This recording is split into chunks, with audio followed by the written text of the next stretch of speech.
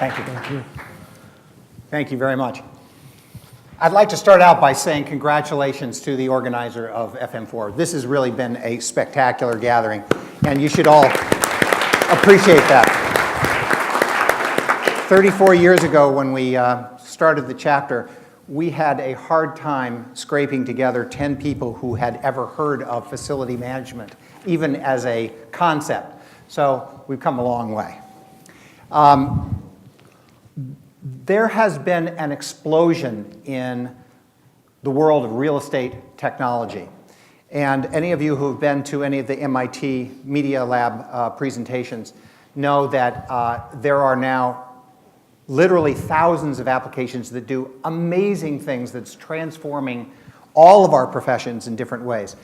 They kind of fall into three categories, they would tell us. The first is having to do with real estate transactions, lease management, all that kind of stuff. The second is property ownership and management, things like CMMS and that sort of thing. And the third is tenant workplace occupancy management and efficiency and all those kinds of things.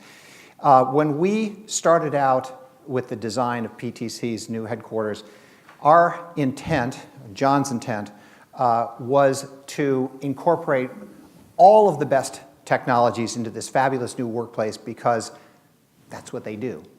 They're really good at this stuff. And so their new workplace was supposed to be an expression of that. So let me ask John, before we talk specifically about the technologies, to give us a little bit of context about PTC and what this big transformation was all about. Sure. Thanks, Mark. So I've been at PTC for 2 years, but it's a 35-year-old company, and actually started here in Waltham, and then moved to Needham in 2000, and we moved to the Seaport 8 weeks ago. It's a company with 6,000 employees. 1,000 are located here in Boston now in our headquarters, and the annual revenue was about $1.3 billion. So it's a software company, and technology is kind of at the root core of what we do. We sell software every day to customers that helps them run their businesses, to design products that they sell to their clients. And we wanted to embed as much technology as possible in our new space because we have a culture of creating and evolving technology and supporting it, our customers and getting it to them. Great. So where does that want to go? Oh, there we go. Sorry. That's us. Okay. So John, talk a little bit about what the intent was for the move and what some of the challenges were with this big change. Yeah, we had a few identified goals off the bat and a lot of challenges. It's a major cultural change. So the company, the core business is CAD, so it's CAD for product design. So you're all real estate folks who use CAD and Autodesk to create plans and build spaces. We create parametric modeling for customers that build products. So every major manufacturer in the world is either a customer of ours or two other competitors. So it's a very large market and only a couple of major players. So we went from the suburbs to the city. We went from a campus with 500 high-wall offices to no high-wall offices. And then we said, well, we may as well go all the way, and we'll go from 100% assigned to 100% assigned space. So the rate of change on the move was substantial. I've never been involved in anything that pushed the envelope as much as this. So we tried to think about how we could use technology to try to help people get through it and try to give them the ability to engage with us in an easier manner, in a quicker manner, in a way where they could get a constant feedback loop as to where their concerns are. Change management, I heard a lot talk about that earlier, was a huge part of our initiative. We started a year before the move. We built the furniture. We used our partner Steelcase to build actually the spaces that we were going to be moving into in our campus in Needham. As a pilot project. As a pilot project. And we put a lot of the technology in that. So we put all the sensoring that we deployed in that pilot, all the new AV systems. And that was a really beneficial action. I remember debating whether or not we should do it because it cost a lot. But it was the right thing to do because people really were thrilled to use it, to engage with it, and they were prepared when we made the move, or as much as they could be prepared when we made the moves. So the space clearly was going to be different, and that was part of the intent.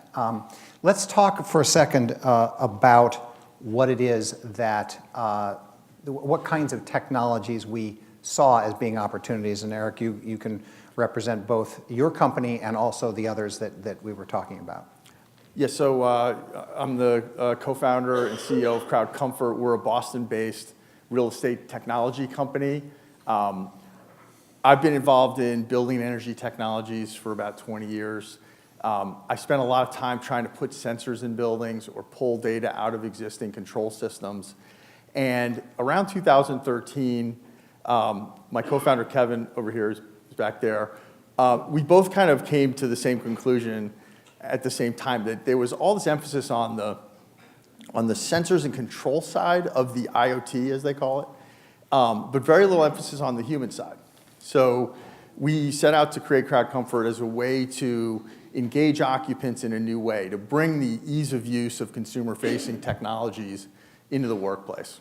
And talking about, someone stealing your cheese or being outside the box, when we started that and went out to market, it was like people thought we were nuts.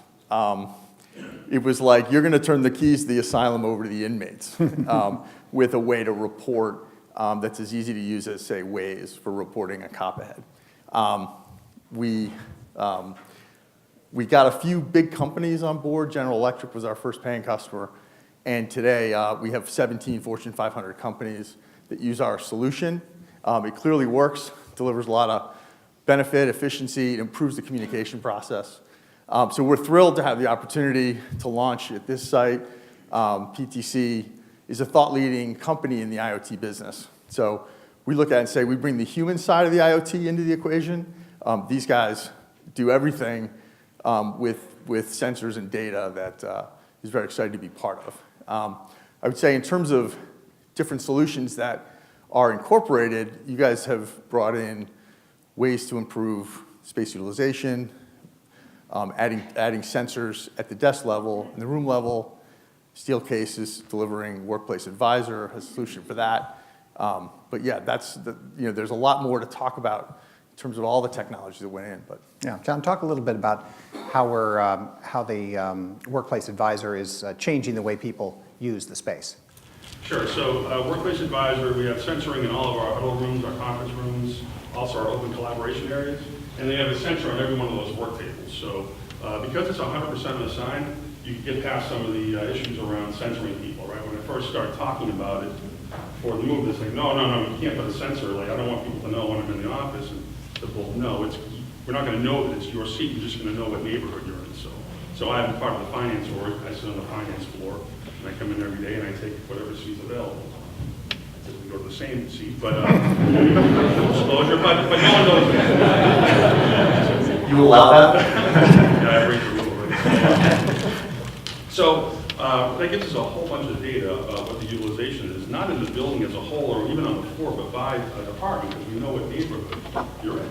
So we know. Explain how that works on the. Oh yeah, that's right. So there's a line map also. So this is a line map that we have on all of our floors, and it shows the occupancy in real time on the floor. So when you come in, you can go over to that and take a look at it and see what cubes are open, our work tables are open, what huddle rooms are currently occupied, and what are open.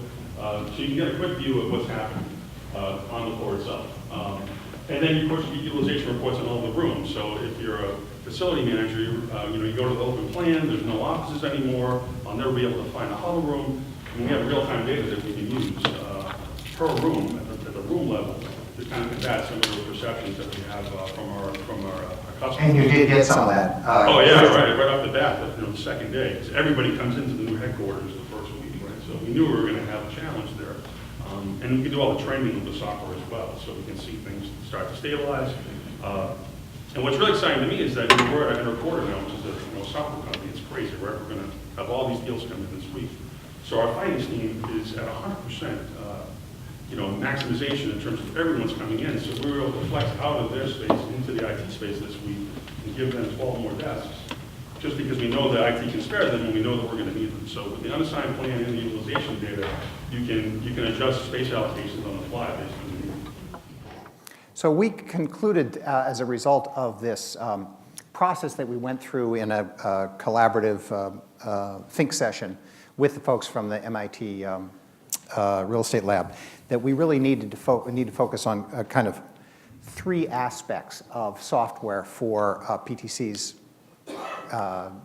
use going forward. The first was to maximize space utilization, and I do want John to give us some sort of feedback on how that's working. The second one was to develop a more robust dialogue between the users and the building. And Eric's going to talk a little bit more about that, because I think that really is very much part of what we're all going to be involved with in the future. The idea of a building being this static entity that people go and sit in and then leave as a fixed element is really changing.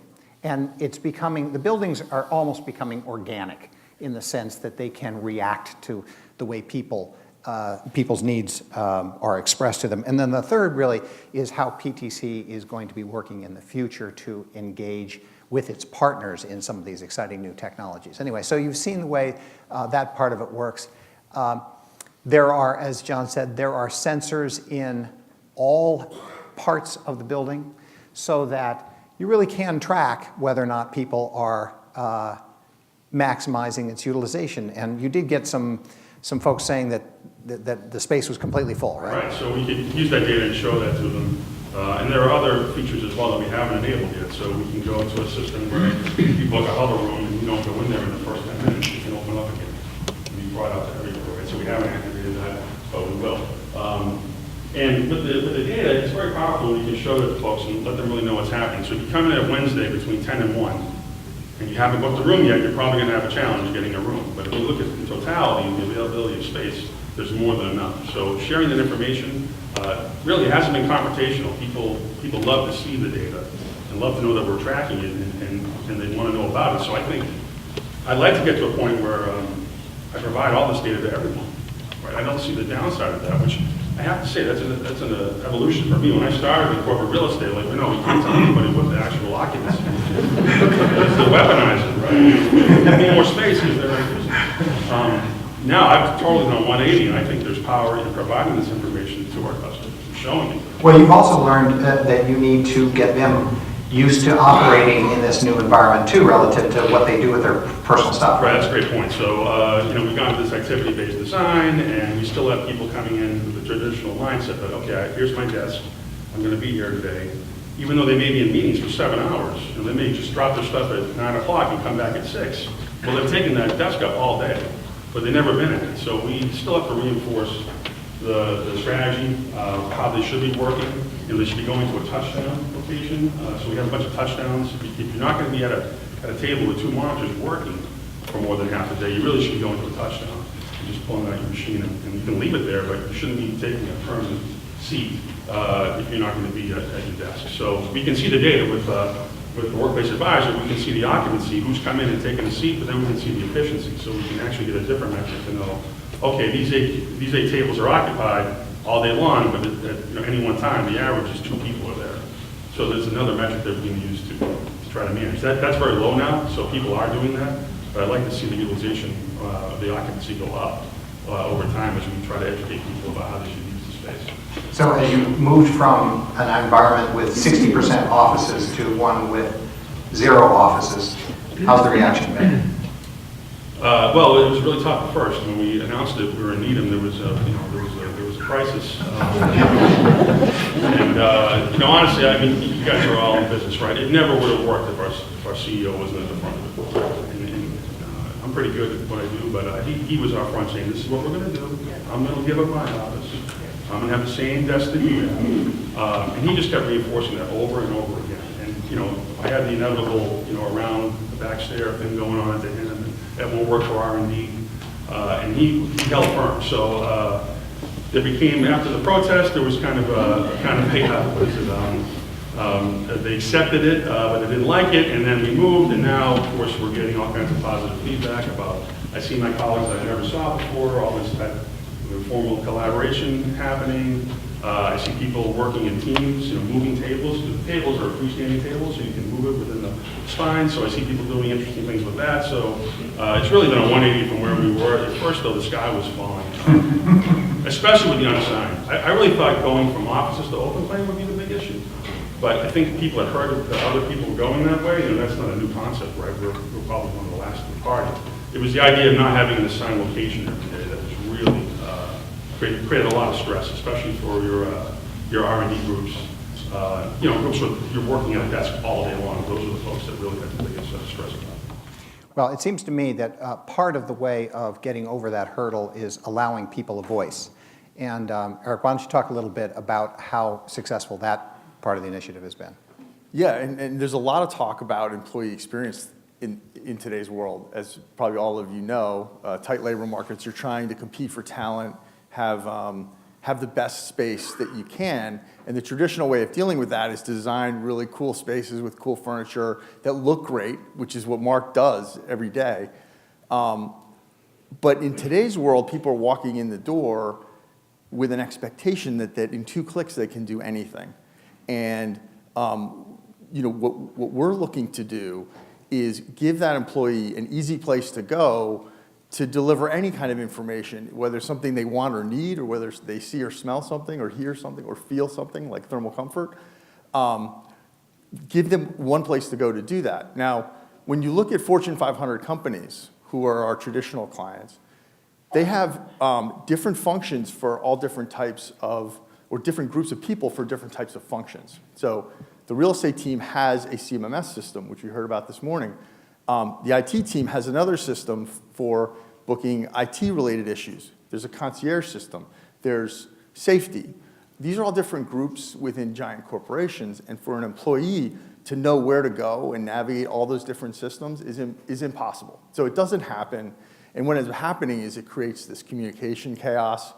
People who are managing facilities are being stopped in hallways or emails, sticky notes, phone calls, right?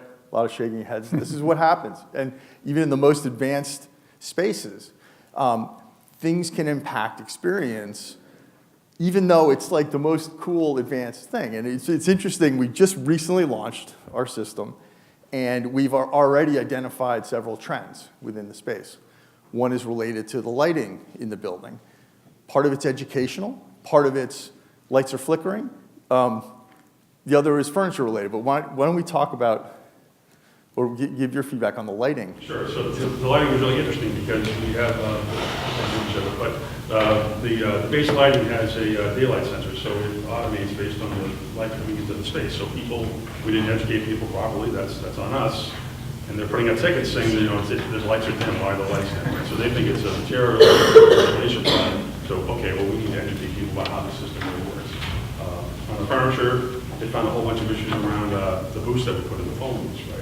Unless you went out and physically used the booth, you wouldn't necessarily know. I'm sure it was fine when it was commissioned, but after 3 weeks of moving the handle, there's some issues. So, and then I started thinking about, well, we're in the warranty period, so that's great, and that's really powerful to have all that data because we can aggregate these issues, we can bring them to the project team, and really try to address any problems that are systemic right now while we still have them around and we have some protection. I think the part that's, for those of us who are in the design side of things, the part that's so cool about this is that the employees have a chance to tell us what it is we need to pay attention to, and particularly in immediately post-move, right? You want to know, we use the term commissioning all the time, and that's not just an engineering term. It's also a behavioral term. You want to know what it is that you have to educate people about, and you want them to know that they're being heard. And I think that the fact that John has the data now through the system to be able to say,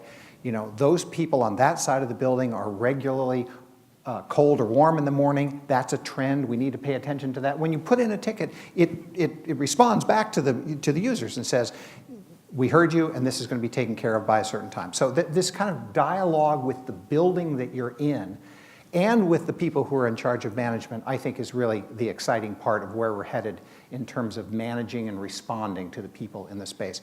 And we're going to run out of time. We have 1 minute.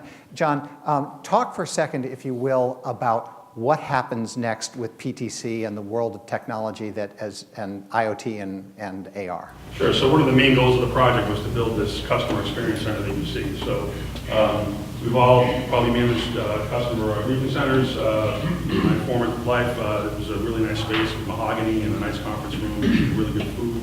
At our company, it's really about showing them the technology. potential of the technology. So I didn't mention, CAD is our main business, but we're heavily into IoT and augmented and virtual reality now. So these are emerging technologies, and the fact is that we're just at the beginning point of these markets to start opening up, and we need to show our customers the value of these technologies. So we built this, what's in essence a museum as our customer experience center, where we can show potential customers how our technology can help their business, how our technology can enable them. There's a Cannondale bike there, so Cannondale uses the product. They put sensors on a rider riding the bike, and they get real-time feedback as to what the rider is experiencing. And then they'll interview the rider afterwards and ask them questions about, well, was this good? Was the big turning left? Was the suspension good? And they'll get feedback, but then they also have the data, and often people's experiences are totally different than what the data shows. And Cannondale can sit back and say, what is that telling us? So we really feel we bet heavily on IoT and also augmented and virtual reality. And this space is absolutely critical for us to show the potential of those technologies. And the 18th floor, plans for the 18th floor. Right, so the 18th floor is where the main mechanical room is, so we're working with the property owner. All of those guys are customers, so Schneider Electric, Cummins, generator set. So we're going to be working with them to essentially create a tour route up there so people can see our technology and how we use our software with the HoloLens to look at a panel and understand where the pain points are, or to give a technician instructions in real time with the HoloLens as to how to make a repair or change a board. These are all areas where we see, we're playing now, but that's future business for us. So we want to use the base building infrastructure to help us sell our products to our customers. So it's a great example, I think, of a company that has embraced across their platform the kind of excitement about the future of technology, and they have incorporated it into their space in their new headquarters currently, and have plans to even expand it in the future. So, great project, and thank you both. Thanks.